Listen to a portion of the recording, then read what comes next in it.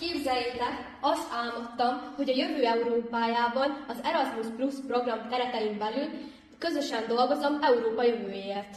Nekem is hasonló álmom volt, ahol a fiatalok tudatos döntéseket hoztak pénzügyileg, és ezért az Európai Unió a gazdaság főszereplőjévé vált.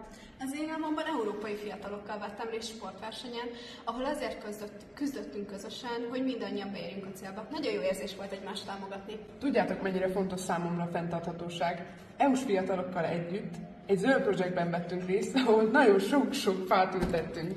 Nektek volt még más álmotok? Igen. Én egy olyan EU-ban jártam álmomban, ahol mindenhol béke honolt, minden gyermek nyugodtan hajtotta álomra a fejét, és másnap boldog mosollyal ébredtek, mert tudták, hogy biztonságban vannak. Álmomban önkéntesként dolgoztam egy szociális szervezetnél, ahol különböző kultúrájú és társadalmi helyzetű embereknek segítettünk.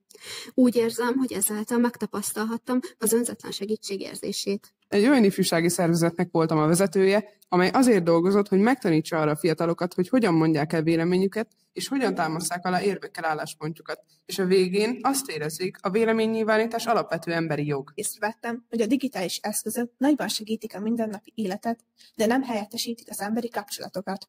Az én Európámban nem volt reggeli kapkodás, nem voltak reggeli dugók, mert mindenki lakóhelyéhez közel talált munkahelyet, illetve oktatási intézményt.